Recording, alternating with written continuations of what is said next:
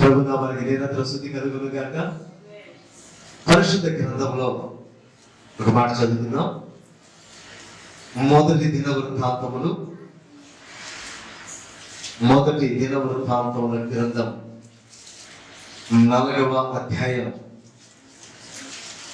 9వ వచనం 10వ వచనం చదువుకుందాం. మొదటి దినవృత్తాంతాలు 4వ అధ్యాయము 9, 10 వచనాలు. ఎబ్బేజు తన సహోదరుల కంటే ఘనము పొందిన వాడయుండెను. వేదన పడి అతని కంటినని అతని తల్లి అతనికి ఎబ్బేజు అని పేరు పెట్టెను. ఎబ్బేజు ఇశ్రాయేలు దేవుని గురించి మొరపెట్టి, నీవు నన్ను నిశ్చయముగా ఆశీర్వదించి నా సరిహద్దులను విశాలపరచి నీ చేయి నాకు తోడుగా ఉండ దయచేసి నాకు కీడు రాకుండా దానిలో నుండి నన్ను తప్పించుము అని ప్రార్థింపగా దేవుడు అతడు మనవి చేసిన దానిని అతనికి దయచేసాను. పరమాత్మ దీవించుగా. ఇక్కడ ఒక వ్యక్తిని రాత్రి దేవుడు మనకు జ్ఞాపకం చేస్తున్నాడు. చక్కటి ప్రార్థన. ఇతని గురించిన విషయాలు పెద్దగా బైబిల్లో లేదు. ఇతని పేరు ఏంటంటే ఎబ్బేజు. బైబిల్ ఎక్కడ పెద్ద కనిపించలేదు ఈ గ్రంథంలో తప్ప. అయినప్పటికీ కూడా అతను చేసిన ప్రార్థన దేవుడు ఆలకించాడు. అతని మనవి అతనికి దయచేశాడు, అంటే సఫలపరిచాడు. అతని విషయంలో గొప్ప కార్యం చేశాడు. అతని ప్రార్థన బలవంతమైన ప్రార్థనగా ఇచ్చి పరిశుద్ధాత్మ దేవుడు పరిశుద్ధ గ్రంథంలో రాయించాడు. కాబట్టి అతని చరిత్ర మనకు పెద్దగా తెలిగిపోయినా, అతని గురించిన వివరాలు పెద్దగా మనకు తెలిగిపోయినా, అతని ప్రార్థన మనకు మాదిరికగా తీసుకోవాలని దేవుడు రాయించాడు. కాబట్టి దేవుడు రాయించాడు అంటే ఖచ్చితంగా అందులో నుంచి నేర్చుకోవాల్సిన పాఠం ఖచ్చితంగా ఉంటుంది. మరి ఇక్కడ మనం చూస్తున్నాము 9వ వచనం చూడండి. ఎబ్బేజు తన సహోదరుల కంటే ఘనము పొందిన వాడై ఉండెను. వేదన పడి అతని కంటినని అతని తల్లి అతనికి ఎబ్బేజు అని పేరు పెట్టాను. ఆ తల్లి ఎబ్బేజు అని పేరు పెట్టిందంట అతనికి. ఎందుకు ఆ పేరు పెట్టిందంటే, అతన్ని కన్న సమయంలో, అతను పుట్టిన సమయంలో వాళ్ళ అమ్మకి చాలా వేదన పుట్టించాడు. అందుకని ఎబ్బేజు అనే పదానికి కింద పుట్టడంలో అర్థం ఉంటుంది వేదన, అంటే బాధ కలిగించిన వాడు. ఎబ్బేజు అంటే బాధ కలిగించిన వాడు అని అర్థం. తల్లి గర్భం నుంచి బయటకు వచ్చినప్పుడు ఆ తల్లికి చాలా చాలా బాధ కలిగించి ఆ పేరు ఆ పెట్టింది ఎబ్బేజు. గమనించాల్సిన విషయం అంటే, పుట్టిన సమయంలో అతను తన తల్లికి వేదన బాధ కలిగించినప్పటికీ తన జీవితంలో దేవుడు సంతోషపరిచిన వ్యక్తిగా ఉన్నాడు. హల్లెలూయా. ఇది మనం గమనించాల్సిన విషయం. అయితే కాస్త మనం వదిలి ఆలోచిస్తే, ఎబ్బేజు అంటే బాధ కలిగించేవాడు అని అర్థం కదా. వాటికి ఎవరైతే బాధ పెట్టలేదని వాళ్ళ అమ్మే ఆ పేరు పెట్టింది, తనకు వేదన కలిగింది కాబట్టి. మనం ఆలోచిస్తే ఆ వేదన తన తల్లి కలిగించిన వేదన తనకు తెలిసి కలిగించింది కాదు కదా. కావాలని చేశాడా? కావాలని వేదన పుట్టించాడా? ఆ వేదన కలుగుతుందని మనకు తెలుసా? అయినప్పుడు కూడా బాధపడింది కాబట్టి ఆ పేరు పెట్టింది. అర్థమైందంటే వాటిని కదా ఎవరిని బాధ పెట్టలేదు, ఇబ్బంది పెట్టలేదు. ఒకవేళ ఇబ్బంది కలిగినా ఇతను పరోక్షంగా కారణమైనాడు కానీ ప్రత్యక్షంగా అయితే కారణములు కాదు. ఎందుకంటే అతను భూమి మీదకి రావడం దేవునికి చెప్తాం, దేవునికి ఏర్పాటు అతను ఉంది కాబట్టి దేవుని యొక్క ఏర్పాటులో ఉన్న వారి జీవితాల్లో ఎన్నో బాధలు ఉంటాయి. వారి జీవితంలో మాత్రమే కాకుండా వారి వల్ల కొన్నిసార్లు ఇతరులు కూడా ఇబ్బంది వేదన కలగవచ్చు. ఎందుకంటే అతను దేవుని ఏర్పాటు ఉన్న వ్యక్తి కాబట్టి.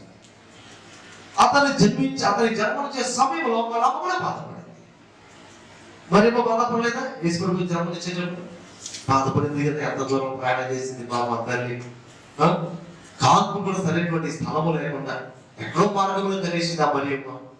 ఒక ప్రత్యేకమైన ఏర్పాటున్న వ్యక్తి జీవితంలో ఎలాగైతే కొంత ఇబ్బందులు, బాధలు, కష్టాలు ఉంటాయో వాళ్ళ తల్లిదండ్రులు కూడా కష్టాలు ఉండొచ్చు. వాళ్ళు పుట్టినప్పుడు ఆ తల్లి కూడా ఏదో వేదన, బాధ కలగచ్చు. అందుకని కొంతమంది తల్లిదండ్రులు అంటారు, నిన్ను కన్నప్పుడు సావై బతికానమ్మా, మర్చిపోయాను, చచ్చి బతికా నిన్ను కన్నప్పుడు అని కొంతమంది పిల్లల గురించి ఆ తల్లిదండ్రులు చెప్తా ఉంటారు. అలాంటి కష్టపడుతుంటారు అన్నమాట. అయితే వారి జీవితంలో వారు చక్కగా మంచి జీవితాన్ని జీవించినప్పుడు, మంచి జీవితాన్ని, శ్రేష్టమైన జీవితాన్ని, నలుగురు చేత మన్నన పొందే జీవితాన్ని జీవించినప్పుడు ఆ తల్లిదండ్రులు నేను కన్నప్పుడు బాధపడ్డా కూడా ఇప్పుడు నీ జీవితం ద్వారా నాకు సంతోషాన్ని ఇస్తున్నావు, నాకు ఆనందాన్ని కలిగజేస్తున్నావు అని ఆ తల్లి ఆ బాధను మర్చిపోతుంది. ఎప్పుడైతే మన జీవితంలో సంతోషం కలుగుతుందో పడిన బాధని మర్చిపోయే మానసిక స్థితిని దేవుడు ప్రతి ఒక్కరికి ఏర్పాటు చేశాడండి. మనసు దేవుడు ఎలా మలచాడంటే ఎంత బాధలు పడినా కూడా ఆయన కార్యం జరిగించాడు అంటే ఒక అద్భుతం, ఒక ఆశ్చర్యం, ఒక ఆశీర్వాదం మన జీవితంలోకి వచ్చిన వెంటనే మన పడిన బాధలన్నీ కూడా ఎట్లా మర్చిపోతామో మర్చిపోతాం అంతే. అది ఎంతకాలం శ్రమలు కావచ్చు, బాధలు కావచ్చు, అనారోగ్యం కావచ్చు, ఒక్క క్షణములో మరిచిపోయే మనస్తత్వాన్ని దేవుడు మనందరికి ఇచ్చాడు. ఆ మనస్తత్వాన్ని ఇవ్వకపోతే బాధలను చచ్చిపోతారు. అందరు బాధలను చచ్చిపోతారు. ఆ బాధలు మరలా జ్ఞాపకం చేసుకొని మరణం దాకా దారి తీసే పరిస్థితి ఉంటుంది. అందుకని దేవుడు ప్రతి ఒక్కరి జీవితంలో కార్యాలు జరిగిస్తూ బాధను మర్చిపోయేట్టుగా దేవుడు చేస్తున్నాడు. ఇక్కడ ఎఫెసు మరి వాళ్ళ సహోదరులు అందరికంటే ఏమన్నా అక్కడ 9వ వచనంలో ఘనము పొందినవాడై, అంటే గొప్పవాడై, ఘనత పొందినవాడై. ఇంతకీ ఈయన ఏ సంస్థకి సంబంధించిన కొంచెం తెలుసుకుంటే బాగుంటుంది. మరి అస్సలు అడ్రస్ లేకుండా మనం ఒక వ్యక్తిని తెలుసుకోవడం అంటే కరెక్ట్ కాదు. అది కొంతమంది మరి ఇది ఎవరంటే చూసుకొని తర్వాత ప్రార్థన, ఆయన చేసిన ప్రార్థన చూద్దాం. ఇదే గ్రంథంలో 2వ అధ్యాయము 1-2 వచనాలు ఉంటాయండి. 2వ అధ్యాయం. ఇశ్రాయేలు కుమారులు రూబేను, షిమ్యోను, లేవి, యూదా, ఇశ్శాఖారు, జెబూలూను, దాను, యోసేపు, బెన్యామీను, నఫ్తాలి, గాదు, ఆషేరు. ఎవరంటే వీళ్ళందరూ ఇశ్రాయేలు కుమారులు. అంటే యాకోబు, అక్షరాలు ఎవరు? యాకోబే కదా. అబ్రహాము, ఇస్సాకు, యాకోబు. యాకోబుని ఎవరు పిలుస్తున్నారు? ఇశ్రాయేల్. ఇశ్రాయేల్ ఎంతమంది కుమారులు? ఎంతమంది ఉన్నారు అక్కడ? 12 మంది ఉన్నారు కదా. 12 మందిలో యూదా ఒక వ్యక్తి నడలేదు అక్కడ. యూదా అన్నాడు కదా. ఆ యూదా సంతతికి సంబంధించిన వ్యక్తే ఎఫెసు. ఇశ్రాయేలు 12 మంది కుమారులు. ఆ 12 కుమారులు యూదా అనే ఒక వ్యక్తి ఉన్నాడు. ఆ వ్యక్తికి సంబంధించిన లేక ఆ సంతతికి సంబంధించిన వ్యక్తి ఎఫెసు. అతని పేరు మీద ఒక ప్రాంతం కూడా ఉందండి. ఎఫెసు పేరు మీద ఒక ప్రాంతం ఉంది. అది కూడా అయితే 2వ అధ్యాయం 55వ వచనం ఉంటుంది. 2వ అధ్యాయం 55వ వచనంలో ఎఫెసులో కాపురమున్న లేఖికుల వంశములైన చాలు. ఎఫెసులో కాపురమున్న, ఎఫెసు ఒక ప్రాంతం పేరు కూడా ఉంది. ఇతని పేరు మీద ఒక ప్రాంతానికి కూడా పేరు పెట్టేశారు. సో ఒక ప్రాంతానికి పేరు పెట్టబడింది. అతని పేరు ఎఫెసు. అతను ఎవరంటే యూదా సంతతికి సంబంధించిన వ్యక్తి. అతను తన సహోదరులను ఘనత పొందిన వ్యక్తి, గొప్ప వ్యక్తిగా మార్చబడ్డాడు. ఎలా మార్చబడ్డాడు అంటే అతని ప్రార్థన జీవితం అలా మార్చాడు. అతని ప్రార్థన జీవితం ఏమని ప్రార్థన చేశాడంటే, ఇప్పుడు టాపిక్ మనం వస్తున్నాం.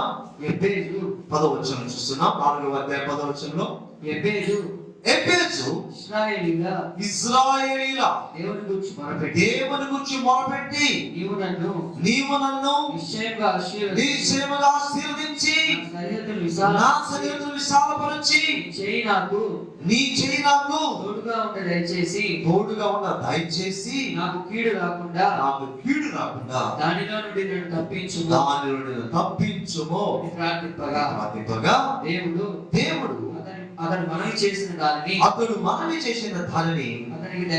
అతనికి దయచేసిన దేవుడు అతను చేసిన ప్రార్థన ఆలకించి అతనికి సమాధానం ఇచ్చాడు, ప్రతిఫలం ఇచ్చాడు, అతని ప్రార్థనను సఫలము చేశాడు. ఈ రాత్రి మన దేవుడు మన ప్రార్థన సఫలపరిచే దేవుడుగా ఉన్నాడు, మనం అడిగిన దాన్ని దయచేసే దేవుడుగా ఉన్నాడు అన్న విశ్వాసం మనకు కూడా కలిగి ఆ రోజు ఎడ్యూట్ చేసిన ప్రార్థనకు దేవుడు సమాధానం దయచేసినట్టుగా రాత్రి ఆయన ఆలయంలో మనం చేసే ప్రార్థన దేవుడు ఆలకించి మనకు సమాధానం దయచేసే దేవుడుగా ఉన్నాడు. మనం నమ్మిక ప్రార్థన చేయాలి. ఆనాడు ఎబేజు ప్రార్థన ఈరోజు మనకు మాదిరికరంగా మనం ఎదుగుతూ ఉంటే ఈ రోజు మనం చేసిన ప్రార్థన మన తర్వాత వారికి మాదిరికరంగా ఉండాలి, మన జూనియర్స్ మాదిరికరంగా ఉండాలి, లేక మన సంతతి వారికి మాదిరికరంగా ఉండాలి. చెప్పుకోవాలంటే మన బిడ్డలు మా నాన్నగారు ప్రార్థన చేసేవాడు, లేకపోతే మా తాతగారు ఆ రోజులు ఇలా ప్రార్థన చేసేవాడు అని మన మనవరాలు చెప్పుకోవాలి. లేకపోతే వాళ్ళకి బిడ్డలు మన గురించి చెప్పుకోగలరు, ఇలాగా వాళ్ళు ప్రార్థన చేశారు, నేను కూడా అలా చేయాలి. మనం చేసినప్పుడే మన బిడ్డలు నేర్చుకుంటారు. మనం ఏం చేస్తే మన బిడ్డలు అదే నేర్చుకుంటారు. మనం ప్రార్థన చేస్తూ ఉంటే ఎప్పుడు కూడా మన బిడ్డలు కూడా ప్రార్థన చేస్తారు. మనం టీవీ చూస్తా ఉంటే మన బిడ్డలు కూడా టీవీలు చూస్తూ ఉంటారు. కాబట్టి మనం ఏం చేసినా మన బిడ్డలు అదే చేస్తారు. కాబట్టి మన బిడ్డలకు మనమే మాదిరికరంగా ఉండాలి. మనం టీవీ చూసాయి ప్రార్థన చేసుకోవాలంటే వాడు మనసులో ఆయన అనుకుంటాడు, ముందు నువ్వు చేసుకో, తర్వాత నేను చేసుకుంటాను. నువ్వు బయటికి చెప్పకపోయినా నేను మాత్రం టీవీ చూడాలంట, మేము వెళ్ళి ప్రార్థన చేసుకోవాలంట. మేము మాత్రం టీవీ సీరియల్ చూసుకోవాలంట, మా మమ్మీ ఏది ఆపదో నేను మాత్రం వెళ్ళి వాకింగ్ చదువుకోవాలంట. కదా మొదట మనం చేస్తే అప్పుడు మనం చెప్పిన మాటకి విలువ వస్తుంది. లేకపోతే విలువ రాదు. వాళ్ళకి నీ ద్రోహంలోనే వస్తాయి. ఆశీర్వాదం ఎక్కడి నుంచి వస్తుందో ఎబేజు తెలుసుకోగలిగాడు.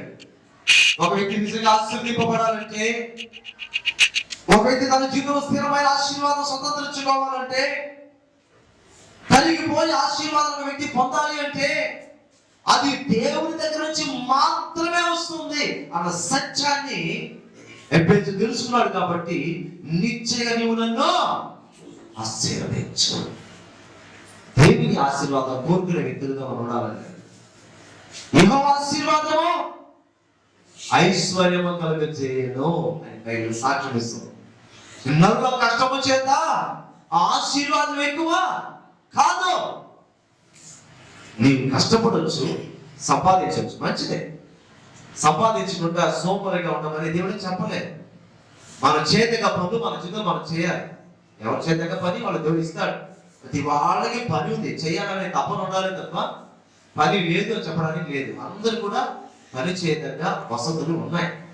కానీ మనమే చాలా మంది దినాలు పని పాట లేకుండా తిరుగులాడుతూ ఉంటాం. ఏ పని చేసినా లాభమే వస్తుందని బైబిల్ సాక్షిస్తుంది. కాబట్టి మనం కష్టపడాలి, ఒక ఉద్యోగం చేయాలి, ఒక వ్యాపారం చేయాలి, మన చేతి పని చేయాలి, సంపాదించాలి. అదే మన యొక్క బాధ్యత. అయితే గమనించాల్సిన విషయం తెలుసా, నేను పని చేస్తున్నాను కాబట్టి సంపాదిస్తున్నా, నేను ఉద్యోగం చేస్తున్నాను కాబట్టి నాకు డబ్బులు వస్తున్నాయి, నేను నా చేతి పని మీద ఆనుకున్నాను కాబట్టి నేను చాలా సిన్సియర్ గా పని చేస్తున్నాను కాబట్టి నాకు డబ్బులు వస్తున్నాయి, నా కుటుంబాన్ని పోషిస్తున్నాను. ఈ రోజు మేము ఈ స్థితిలో ఉన్నామంటే నా కష్టార్జితం అని కొందరు అనుకుంటారు. దేవుని ఎరగని వారు, లేదంటే దేవుని మీద ఆనుకొని వారు ఈ మాట అంటారు. అదే దేవుని నమ్ముకున్న వారి మాట, నేను చేయాల్సిన బాధ్యత నేను చేస్తున్నాను, కానీ నా దేవుడు నన్ను ఆశీర్వదిస్తున్నాడు, నా దేవుడు నన్ను దీవిస్తున్నాడు అని చెప్పేవాళ్ళు చాలా తక్కువ. కాబట్టి మనం ఏ స్థితిలో ఉండాలంటే మన బాధ్యత మనం నిర్వహిస్తూ దేవుని ఆశీర్వాదం వరకు మనం కనిపెట్టాలంటే, దేవుని దగ్గర అడగాలి, దేవా నీవు నన్ను ఆశీర్వదించయ్యా, నిశ్చయం నన్ను ఆశీర్వదించు. నేను ఆశీర్వదిస్తాను. మన ఎటువంటి ఆశీర్వాదం కావాలని ఎదురు చూస్తున్నామో అటువంటి ఆశీర్వాదాన్ని ఖచ్చితంగా దేవుడు మనకి ఇస్తాడు. నిరుత్సాహపడకూడదు, ఇంకెప్పుడు అని అనుకోకూడదు. ఇస్తాడంటే ఎవరి స్థితి ఎప్పుడు ఎలా మార్చబడుతుంది ఎవరు చెప్పలేరు. ఏమీ లేదు, వాళ్ళు కోట్లకి రోజు పడగెత్తిన సందర్భాన్ని చూస్తున్నారు. లోకపరిధాన్ని చూడొచ్చండి. మరి కృష్ణపట్నం పోర్ట్ ఏర్పడక ముందు అక్కడ చాలా మందికి స్థలాలు ఉన్నాయి, వాటికి విలువ లేదు. ఎప్పుడైతే పోర్ట్ అన్నది అక్కడ ఏర్పాటు అయిందో కృష్ణపట్నంలో, దాని సమీపంలో స్థలాలన్నిటికీ విలువ చేసింది. చిన్న చిన్న స్థలాలు కూడా కనీసం వేలల్లో ఖరీదు చేసేది లక్షల్లోకి కోట్లలో వెళ్ళిపోయింది. అందరి తామరాత్రులు మారిపోయాడు. అట్లా వాళ్ళ స్థితిగతులు ఒక్కసారి మారిపోయింది. అంత విలువ చేసరికి అంత డబ్బుని ఏం చేయాలో అర్థం కాని పరిస్థితులు కూడా చాలా మంది చేశారు. అర్థం కాదు, వాళ్ళు అనుకున్నారు ఇంత డబ్బు మాకు వస్తుంది అని వాళ్ళు అనుకున్నారు. మరి లోకంలో ఉన్న వారిని వాళ్ళ స్థితిగతులే దేవుడు సృష్టికర్తని దేవుడు మార్చేస్తున్నాడే. ఆయన నమ్ముకున్న ప్రజలైన మన జీవితాలు దేవుడు మార్చిన ఎటువైపు నుంచి మారుస్తాడు, ఏ కోణం నుంచి మారుస్తాడో, ఏ మిరకలు చేస్తాడో మనకు తెలియదు. కానీ ఎప్పుడు కూడా మన బాధ్యత నిర్వహించాలే కానీ మన శక్తి మీద డిపెండ్ కాకూడదు. నా జ్ఞానం, నా శక్తి, నా వివేకం అని అనుకుంటే అది ఒక్కసారి ఎగిరిపోతుంది. కొంచెం దేవుని మీద ఆనుకోవాలి. ఏమన్నా నన్ను ఆశీర్వదించు. విభేది ప్రార్థన వచ్చినాడు, నిశ్చయం నన్ను ఆశీర్వదించు. దేవుని ఆశీర్వాదం పొందుకోవాలని, ఆశీర్వాదం పొందుకోవాలి. అలాంటి అనుభవం కావాలి. రెండోదిగా ఏం అడుగుతున్నాడంటే, నా సరిహద్దును విశాలపరచు. ఏమంటున్నాడు? నా సరిహద్దును విశాలపరచు. సరిహద్దు మనం ఉన్నటువంటి ప్రాంతంలో, ఈ ప్రాంతం మనం ఉన్నాం, ఇక్కడికే పరిమితం అయిపోవాలని కోరుకోకూడదు, ఇంకా అభివృద్ధి అవ్వాలని కోరుకోవాలి. నా సరిహద్దు విశాలపరచు. కాబట్టి ఒక సరిహద్దు ఉన్నది. ఇప్పుడు నేను ఉన్నాను, ఒకవేళ ఎక్కువ వస్తుంది ఎంతమంది ఉన్నాను ఉన్నప్పుడు నేను ఇక్కడ వదిలికే తెలుస్తుంది. ఇంకో ప్రాంతానికి వెళ్తే అక్కడ కూడా నేను తెలుస్తుంది. లేదంటే ఇంకా ఆశీర్వాదకరంగా కూడా మనం ఉన్నటువంటి స్థలాన్ని దేవుడు విస్తరింపజేస్తాడు. నేను ఏరియా నుంచి ఒక ఏరియాకి వెళ్ళేటప్పుడు, అవతల ఏరియాకి వెళ్ళేటప్పుడు కొంత నేను బాధపడ్డాను. ఈ క్వార్టర్స్ లోనే కదా నేను ఇక్కడే కదా దేవుడు నాకు ఒక ఇల్లు చూపించిన, ఏరియాను చూపించాలని ఆశపడ్డాను కదా.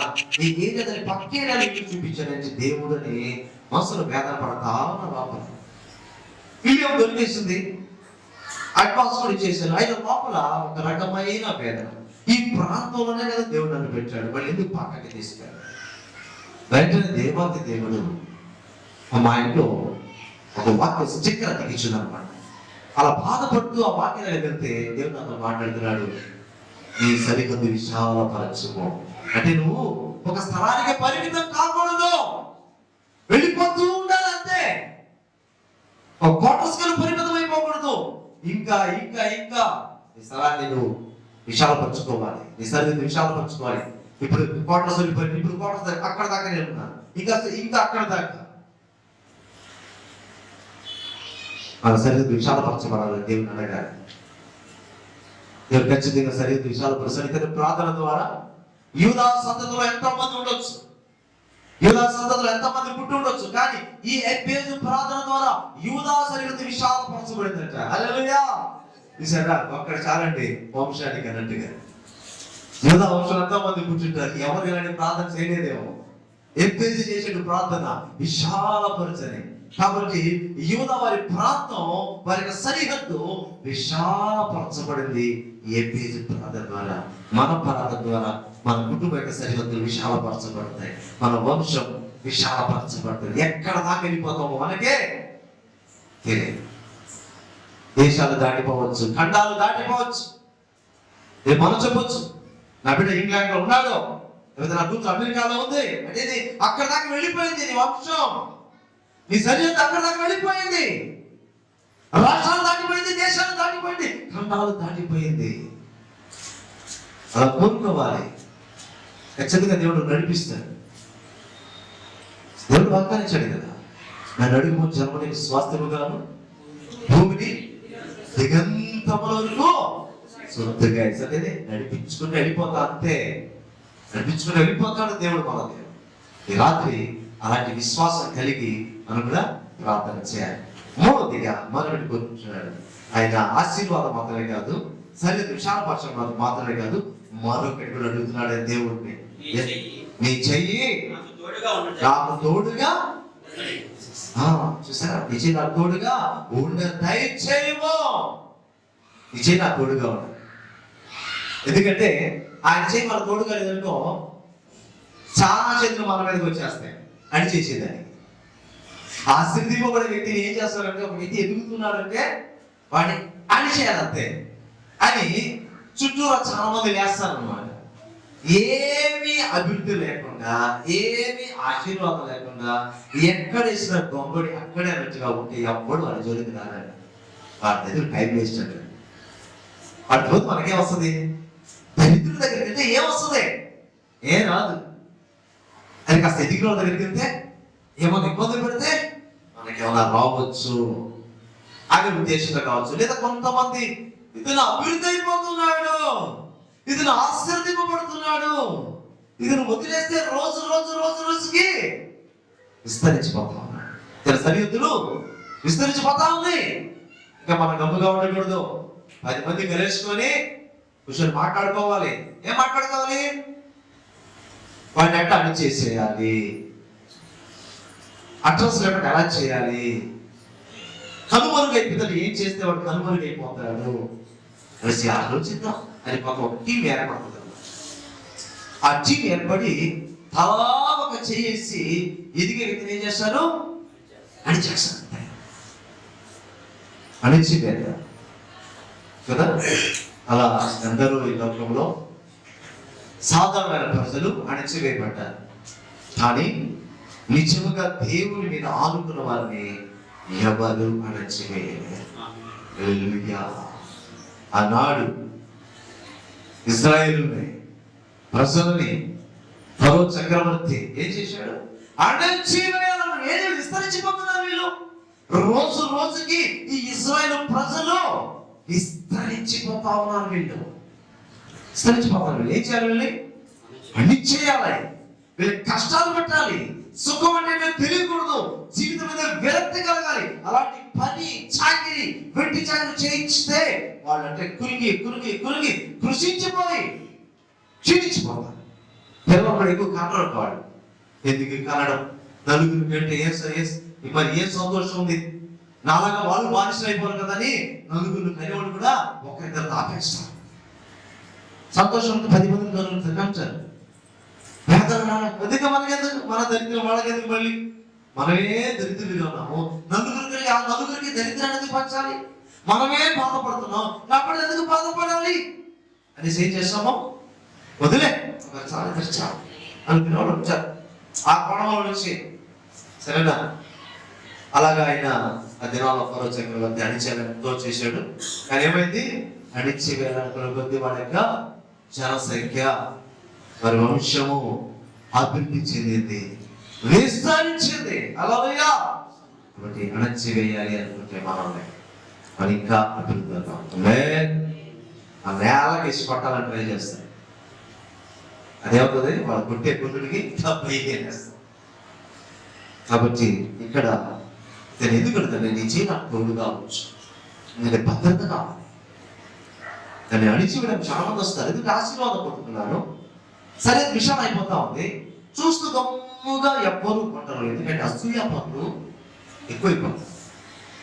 ఏ రకంగా దెబ్బతీయాలని ప్రయత్నం చేస్తారు. కాబట్టి నీ చెయ్యి నాకు తోడుగా ఉన్న దయచేయము, నీ హస్తం నా మీద ఉంటే దావీదు చెప్పినట్టు చెప్పవచ్చు ధైర్యంగా. 10,000 మంది, ఒక్కరు కాదు ఇద్దరు కాదు, 10,000 మంది నా మీదకి వచ్చినా ఎవ్వరిని ఏమీ చేయలేదు. ఎందుకంటే యెహోవా హస్తము నా మీద ఉంది, దేవుని తోడు నాకుంది, ఆయన కుడి పక్కన ఉన్నాడు కాబట్టి నేను కదల్చబడను ఆయన చెప్పాడు. ఎందుకంటే దేవుని హస్తం, ఆయన చెయ్యి మన తోడుగా ఉండాలి, ఆశపడాలని. ఆయన చెయ్యి విడిచిపెట్టకూడదు. కష్టాలు పట్టుకోవడం, ఆయన కాళ్ళు పట్టుకోవడం, తర్వాత వదిలేసాడు. కష్టాలు బాధలు వేసయ్యా, నీ పాదాలు వదలు వేసయ్యా, నీ పాదాలు వదలయ్యా, నా కన్నీటితో నీ పాదాలు కడుగుతానయ్యా. తర్వాత కష్టాలు అందపోయిన కన్నీళ్ళు మర్చిపోతారు, పాదాలు మర్చిపోతారు. దేవుడు చాలా సంతోషించాడు అని చెప్తారే కానీ ఆ దేవుడి గురించి మస్తు అందరూ అనుకోరు. నా కూతురు ఇంకా రాలేదే, నా కొడుకు ఇంకా రాలేదే, నా మనోడు ఇంకా రాలేదే, నా మనోడు రాలేదు ఇవి అనుకుంటారు. అప్పుడైతే ఏసయ్యా ఏసయ్యా ఏసయ్యా, నీ పాదమయ్యా, నీ పాదమయ్యా. ఆశీర్వాదాలు వచ్చేసరికి ఏసయ్య కూడా మనం మర్చిపోతాం. ఇది వాస్తవే. నేను అలాంటి దాన్ని కాదు ప్రభా. వేరే గంభీరంగా డైలాగ్ చెప్తారు, ఏసయ్యా నేను అలాంటి కాదు, అందరూ మాట్లాడలేదు, మారను పేరు చెప్పినట్టు చెప్తాను. ప్రభా అందరూ విడిచినా నేను విడిచిపెట్టను ప్రభా అన్నాడు. విశ్వకు అన్నాడు, ఎందుకు పేరు ఎక్స్ట్రా మాట్లాడలేదు, నువ్వేంటి నాకు తెలియదా ఏంటి, నువ్వేంటి నాకు తెలియదా ఏంటి పేరు. అయ్యేలా చూడు 3 సార్లు 3 సార్లు కూత వేయక ముందే నేనెవరు నీకు తెలియదని అబద్ధం చెప్తావు పెద్దలు. అది జరిగిందని అంటే మనం ప్రగల్భాలు, వేరే గంభీరమైన డైలాగులు, నలుగురు ముందు చేసే ఆ ప్రార్థనలు కానీ అట్లా ఉంటాయి. కానీ మనం ఏం చేసే బాగా తెలుసు. కాబట్టి ఏమడిగాడంటే దేవుడు చెయ్యి అయ్యా, నీ చెయ్యి నాకు తోడుగా, అప్పుడే నేను నెమ్మదిగా ఉండగలను. తర్వాత ఇలాగ మనం అడిగేవాళ్ళని ఉండాలండి. దేవుడు వస్తా మన తోడుగా ఉండాలి. ఒకటి ఆశీర్వాదం వస్తే సరిపోదు, ఒకటి విస్తరణ అయిపోతే చాలు. దేవుని హస్తం మన తోడుగా ఉండాలి. నాకు నాకు కీడు రాకుండా దాని నుండి తప్పించుము అని ప్రార్థన చేయాలి. నాకు కీడు రాకుండా దాని నుంచి తప్పించు. కీడు ఏ రకంగా రావచ్చు, మనుషుల ద్వారా మాత్రమే కాదు. కొన్ని రకాల కీడు, ఆరోగ్య రీతి కొన్ని కీడు రావచ్చు, అనారోగ్యం రావచ్చు, ఇంకేదైనా సమస్య రావచ్చు. ఏ రకమైన కీడైనా సరే రాకుండా కాపాడు, దాని నుంచి నన్ను తప్పించు. కీడు చేయడానికి అపవాది ఎప్పుడు పొంచి ఉంటాడు. మనుషులు మాత్రమే కాదు, అపవాది శక్తులు పొంచి ఉంటాయి కీడు చేయడానికి. మార్గంలో కీడు జరగవచ్చు, ఇంట్లో కూడా కీడు జరగవచ్చు. జరగదు. ఒక ఆయనకి విమానం ఎక్కాలంటే భయం అంట. ఆయన ఎంత సంపాదించినా కూడా వాళ్ళ బిడ్డలు ఫారెన్లో ఉన్నా కూడా వాళ్ళు తరచుగా పిలుస్తారంట, అయ్యా నాన్న, డాడీ ఒకసారి రెడ్డి డాడీ. ఎంత ఫారెన్ అంటే హ్యాపీగా ఉన్నాం. కొంచెం 4 రోజుల నుండి వెళ్ళి డాడీ, అమ్మమ్మ నేను రాను, మీరే రండి, ఎందుకంటే నాకు విమానం అంటే భయం. విమానం కూలిపోయింది అనుకో మీరు చచ్చిపోతాను. విమానం అయితే కూలిపోయి చచ్చిపోతాడు. విమానం ఎక్కడ కానీ ఇట్లా బాత్రూంలో జారిపోయి చచ్చిపోయాడు. వస్తే ఎక్కడ వస్తుంది, విమానం కూలిపోయి సావనక్కర్లా.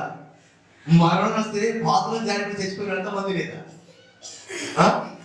బాత్రూంకి వెళ్ళాడు, బయటికి తలుపు కొట్టి అక్కడే చచ్చిపోయాడు. ఏంటి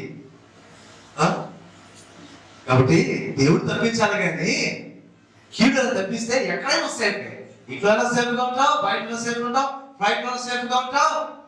వాళ్ళు కూలిపోయినా వచ్చి ఎక్కడో చచ్చిపోకుండా ఎక్కడో దగ్గర పడుతావు, నేను ఎవరిని కాపాడేస్తాను. బతకాలి ఉంటే బతికి బట్ట కట్టాలంటే నువ్వు బయటికి వెళ్ళిపోయి ప్లాస్టిక్ కింద పడిపోయినా నువ్వు ఏదో ఒక మూల తప్పిపడి కాపాడుకొని ఉంటావు.